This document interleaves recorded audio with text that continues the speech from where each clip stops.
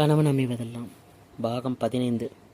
கணவன் வரும் நேரம் நெருங்கியதும் மாதவி அவசரமாக குளியலறைக்குள் புகுந்தாள்.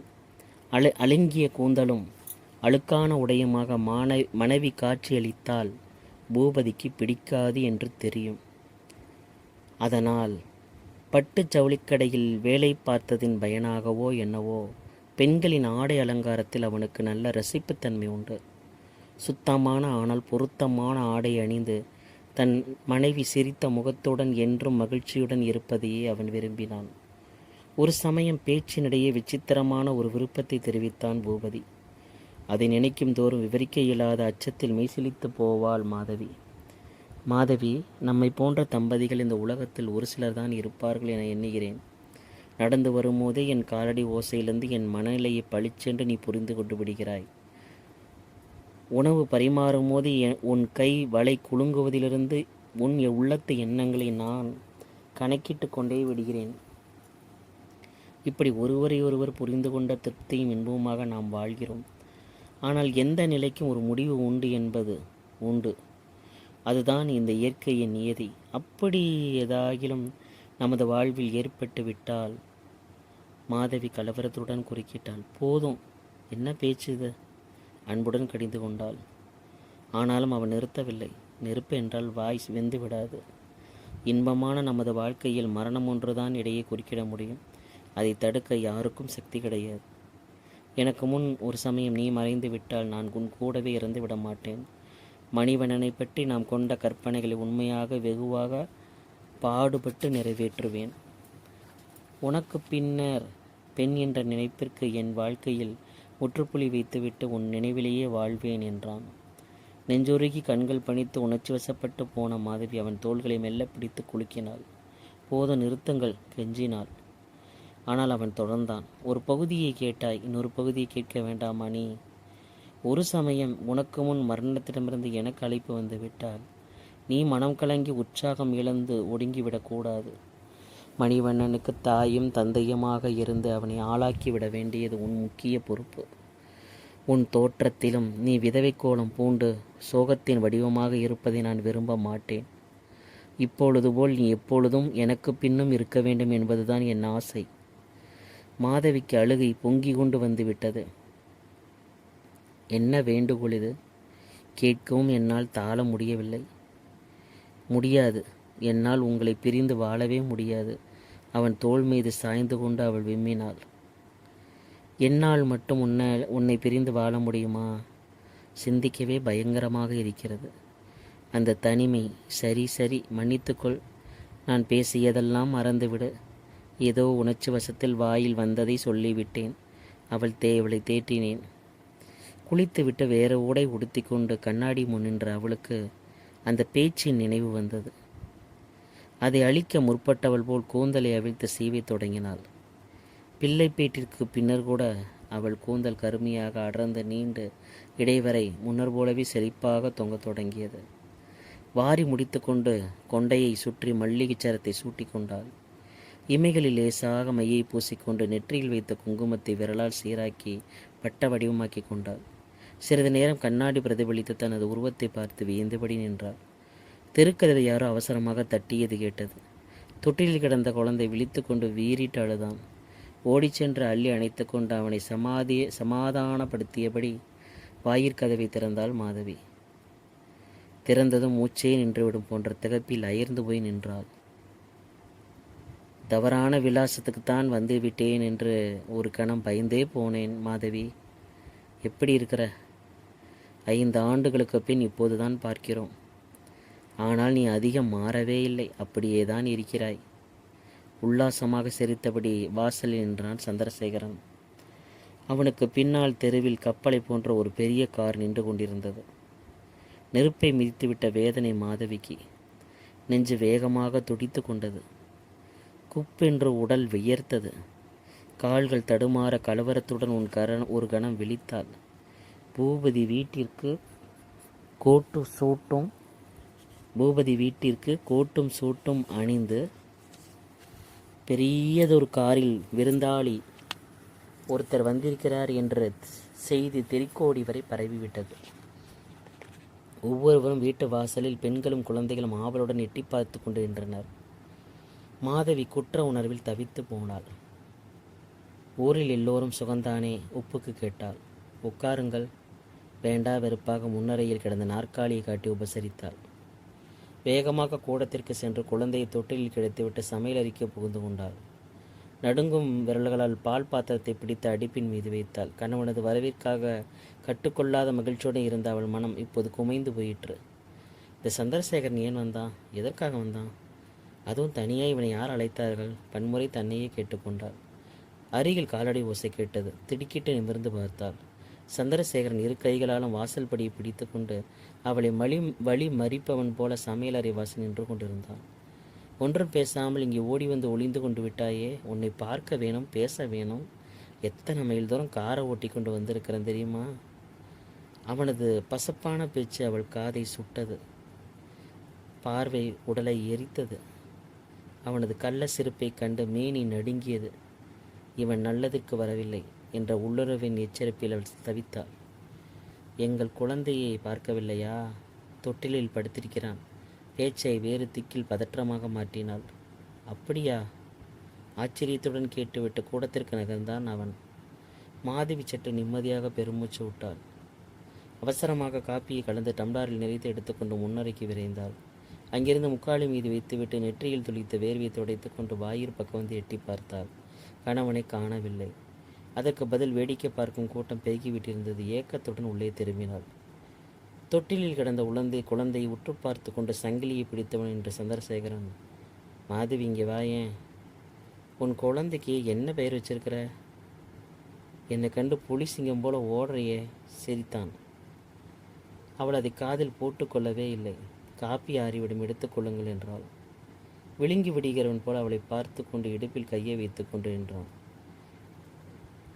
நின்றான் அவன். சில ஆண்டில் அவனது தோற்றத்திலும் அதிக மாறுதல் இருக்கவில்லை.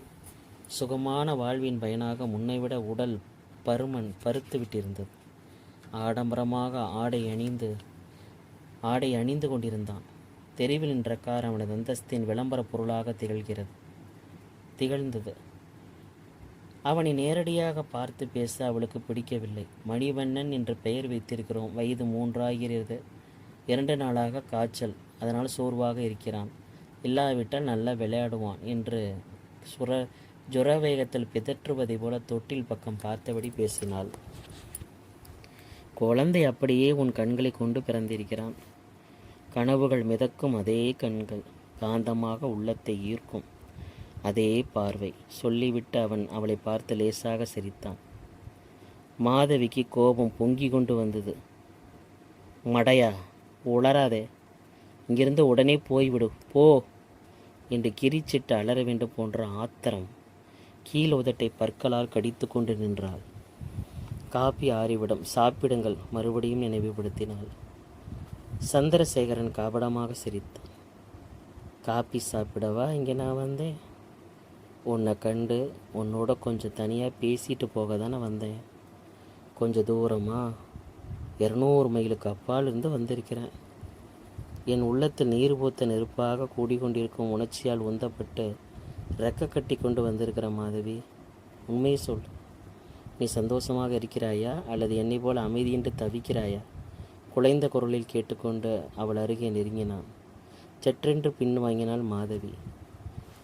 அவள் நெஞ்சு வெடித்து விடும் போல படபடத்தது. உடல் கிடுகிடுவென்று நடுங்கியது. இதென்ன விபரீதம் என்று உள்ளூர் அச்சத்தில் கலங்கி போனாள். ஆனாலும் துணிவை திரட்டிக்கொண்டு அவனை உறுத்து விழித்தாள். நீங்கள் பேசுவது ஒன்றும் நன்றாகவே இல்லை. இந்த மாதிரி எண்ணத்துடன் இங்கே வருவது முறையும் அல்ல என்று சீறினாள். சந்திரசேகரன் பதில் கூறும் முன் பழக்கப்பட்ட சைக்கிள் மணி ஓசை அவளை பதைக்கொண்டு வாசலுக்கு ஓட வைத்தது. கணவன் கையிலிருந்த கனமான சாமான் மூட்டையை வாங்கி கொண்டாள்.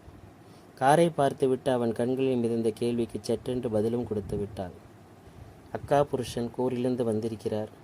உங்களை பார்த்துவிட்டு போகத்தான் காத்திருக்கிறார். இதை கூறி முடிப்பதற்குள் ஏனோ அவள் தடுமாறி போய்விட்டாள். தெருவில் குழல் விளக்குகள் பளிச்சென்று எரிந்து கொண்டிருந்தன. ஆனால் தேவி நிலையத்தில் ஒரே இருட்டடைப்பு. முன்னரையில் மட்டும் ஒரு விடிவிளக்கு மங்களாக எரிந்தது. வீட்டின் பெரும்பகுதி இருளில் மூழ்கி கிடந்தது. காரை கொணர்ந்து செட்டில் நிறுத்திவிட்டு கையில் பிடித்த டார்ச்சின் உதவியால் முன்புற தோட்டத்தில் மெல்ல நடந்து வந்தான் சந்திரசேகரன். தோட்டத்தில் அவிழ்த்து விடப்பட்டிருந்த நாய் குறைக்கும் ஓசை கேட்டது. பின்கட்டு ஊஞ்சலில் படுத்து கிடந்த தங்கம்மாள் எழுந்தாள். செல்வத்தின் செழுமையில் குழுவென மெருகிட்டு வளர்ந்த அவள் உடல் இந்த சில ஆண்டில் பாதியாக வற்றி போய்விட்டது. கருகருவென்றிருந்த கூந்தலின் பெரும்பகுதி தும்பைப்பூவாக வெளுத்து போயிருந்தது. நடை தளர்ந்து உற்சாகம் குறைந்து அவள் முதுமையை வேகமாக எட்டி பிடித்து கொண்டிருந்தாள். எரிமலை போல் அடிக்கடி உள்ளுர பொங்கி எழும் சினம் கூட இப்போது கசப்பாக மாறிவிட்டிருந்தது. கணவன் மீது, பெற்ற மகள் மீது, ஏன் அவளது ஆசையிலேயே மண்ணை அள்ளி போட்ட வாழ்க்கையின் மீது ஓயாத கசப்பு தான் அவள் நெஞ்சில் மேலோங்கி நின்றது. கொஞ்ச நாட்களாக இரவு வெகுநேரம் சென்ற பின்னர் தான் சந்திரசேகரன் வீட்டிற்கு வர ஆரம்பித்தான். மற்றவர் உறக்கம் கெடுமே என்று சிந்தனையின்றி நள்ளிரவில் வந்து கதவை தட்டினான். திடீரென கதவை தாளிடுவதும், குளியலறைக்குள் புகுந்து அந்த வேளையில் ஆர்ப்பாட்டம் செய்வதும், அதற்கு மேல் சாப்பிட வந்து வேலையாட்களை அதட்டுவதுமாக அவனது போக்கு நாளுக்கு நாள் முறுக்க முடியாததாக போய்கொண்டு இருந்தது. தங்கம் அவற்றை கூட அதிகம் பாராட்டவில்லை. ஆனால் சமீப காலத்தில் அவள் தன் மருமகனை பற்றி கேள்விப்பட்ட செய்திகள் இதற்கு ஒரு வழி செய்யாவிட்டால் பொருள் நஷ்டத்தோடு அவள் மகளின் வாழும் அல்லவா பாழாகிவிடும். 2 நாளைக்கு முன்னர் கண்ணுவிடம் மெல்ல பேச்சு கொடுத்தாள் தங்கம். மகாபலிபுரத்தில் யாரோ ஒரு பெண்ணோடு நம்ம தம்பியை பார்த்தானோமா, கோதை மகன் சுந்தரம் என்று துணிவோடு தொடங்கினாள். வெற்றிலையை கொதிப்பிக்கொண்டு ஊஞ்சலில் ஆடிக்கொண்டிருந்த கைலாசம் பதிலுக்கு என்று உருமினார். சிந்தாதிரிப்பேட்டையில் பெரிய தெருவில் ஒரு 3 மாடி கட்டிடத்தின் பக்கம் நம்ம வீட்டுக்கார அடிக்கடி போய் நிற்கிதாமா. முதல் மாடியில் யாரோ ஒரு பாட்டுக்காரி குடியிருக்காளாம். என்று உருமல் தான் மீண்டும் அவரிடமிருந்து எழுந்தது. போன வாரம் பெங்களூருக்கு போன உங்கள் மருமகன் ஓட்டலில் தனியாக இல்லையா, கூட ஒரு வயசு பொண்ணு இருந்தாலாம். இதெல்லாம் எனக்கு கேட்க சகிக்கலை. இதை பற்றி நீங்கள் விசாரிக்காமல் இருந்தால் பரிமளா கதி என்ன ஆகிறது? கண்டவங்களுக்கு பணத்தை வாரி அரிக்கவா நீங்கள் பாடுபட்டு பணத்தை சேர்த்தீங்க? ஆத்திரத்துடன் கேட்டார். ஊஞ்சலை விட்டு குதித்தார் கைலாசம். தங்கம் என்று ஓங்கி குரலில் அதட்டிவிட்டு குளியலுக்குள் சென்று வெற்றிலையை துப்பி வாயை கழுவி கொண்டு வந்தார். எனக்கு எப்போது என்ன செய்யணும்னு தெரியும். உன் உபதேசம் தேவையில்லை. கண்டவங்க பேசுகிற கட்டுக்கதையெல்லாம் கொண்டு வந்து இங்கே என் மூளையை குழப்பாத. கண்டிப்பான குரலில் பேசினார். கட்டுக்கதை ஒன்றுமில்லை, அப்பட்டமான உண்மையெல்லாம். கோபத்துடன் முணுமுணுத்தாள் அவள். அப்படியே உண்மையாகவே இருக்கட்டும். அதனால் என்ன? ஆண் பிள்ளை சிலர் அப்படியும் இப்படியுமா தான் இருப்பாங்க. இள வயசு, அதன் கோளாறு, இதெல்லாம் நாம் சொல்லி திருத்துகிற காரியமா? பின் ஊராரா சொல்லி ஒழுங்கு பண்ணுவாங்க. நான் மாமன், அவன் என் மருமகன். பெண்ணை கொடுத்தானே ஒழிய அவனது உரிமைகள், உணர்வுகள், ஒழுக்கம் இத்தனையும் விலைக்கு வாங்கிவிடவில்லை. இதை பற்றி அவரிடம் பேசக்கூட நான் விரும்பவில்லை. நீயும் இதை பற்றி யாரிடம் கேட்டு தெரிந்து கொள்ள தேவையில்லை. புரிஞ்சுதா? முடிவாக தீர்மானமாக சொல்லிவிட்டார். தங்கம்மாள் வழக்கம்போல் வாயை மூடிக்கொண்டாள். ஆனால் ஆத்திரம் மட்டும் அடங்கவே இல்லை. மாரி காலத்துக்கு என்ன பாடுபட்டு சேர்த்து வைக்கும் எறும்பு போல அவர் தமது நலனை கூட தியாகம் செய்து சேர்த்து வைத்த அந்த சொத்தை இந்த சந்திரசேகரன் அள்ளி இறைப்பதா? இதென்ன கேள்வி, முறையில்லையா? குமரி குமைந்து கொண்டிருந்தாள். மகளிடம் பேசுவோம் என்றால் அங்கேயும் எதிர்ப்புதான். என் புருஷனை அடக்கி ஆள எனக்கு தெரியும். நீ சும்மா வாயை அடக்கிக்கிட்டு இருங்கள். பெண் புலியாக மகள் சீறி எழுந்தாள். தாய் என்ற மதிப்பும் பாசமும் அவளிடம் மறைந்து எத்தனையோ காலமாகிவிட்டது. போதாதிற்கு சமீபத்தில் அவளுக்கு பொதுநல வாழ்க்கையின் ஈடுபாடு அதிகமாக இருந்தது. இங்கே புதுக்கூட்டம், அங்கே திறப்பு விழா என்று அவள் வீட்டிலே நிலை கொள்ளாது வெளியில் சுற்றி கொண்டிருந்தாள். கொஞ்ச நஞ்சமிருந்த பொழுதுக்கு அவளை தேடி புது புது தோழிகளின் படையெடுப்பு. பெருந்தலை வேதனையாக போய்விட்டது. வந்தவர்களுக்கு பொய்யாக நகைமுகம் காட்டி, பொய்யாக சிரிப்பு முகம் காட்டி காப்பி பலகாரம் வைத்து உபசரிக்காவிட்டால் மகளின் கோபத்திற்கு ஆளாக வேண்டுமே என்ற அச்சத்தில் உடல் சோர்வை பாராது வயது காலத்தில் தங்கம்மா ஓடி ஆடி கொண்டிருந்தாள்.